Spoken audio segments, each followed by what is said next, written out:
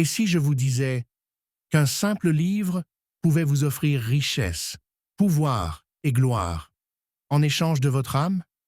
Ce soir, je vais vous raconter l'histoire vraie d'Adrien, un jeune homme qui a osé conclure un pacte satanique, mais qui a payé le prix ultime. Écoutez attentivement, car ce que vous allez entendre pourrait bien hanter vos nuits. Dans une petite ville oubliée, un jeune homme nommé Adrien vivait dans la pauvreté la plus totale. Son père était mort depuis longtemps, sa mère malade, et lui passait ses journées à errer, rêvant de richesse et de pouvoir. Un soir, dans une vieille librairie poussiéreuse, il découvrit un manuscrit interdit, relié de cuir noir et marqué d'un symbole étrange, un cercle avec un serpent qui se mordait la queue.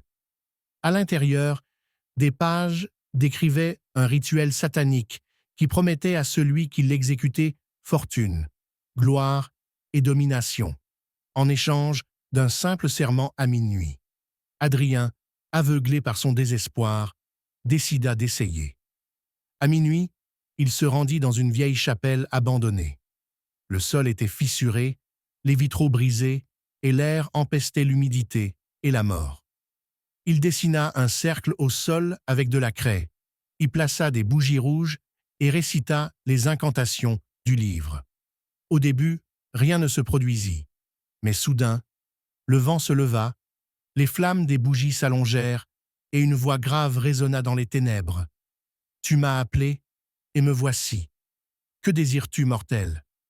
Adrien, tremblant mais déterminé, répondit « Je veux la richesse, le respect et le pouvoir.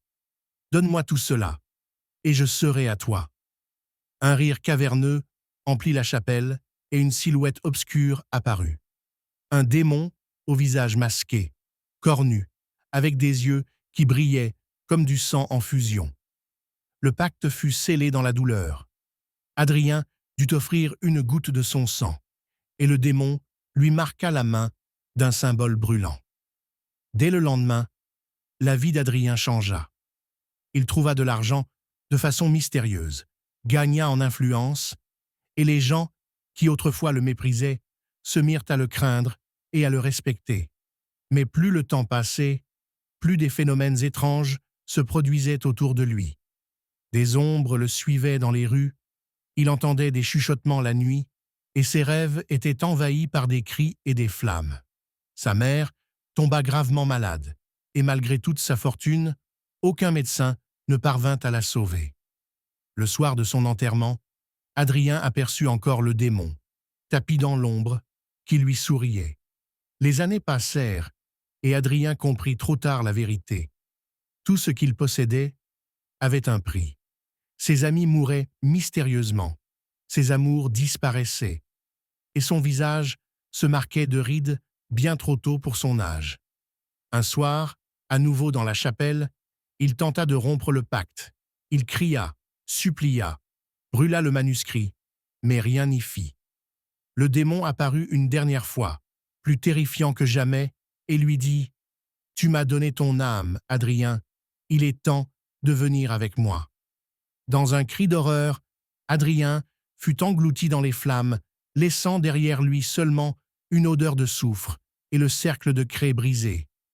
Alors rappelez-vous, ne cherchez jamais les raccourcis interdits, ne jouez jamais avec ce que vous ne comprenez pas.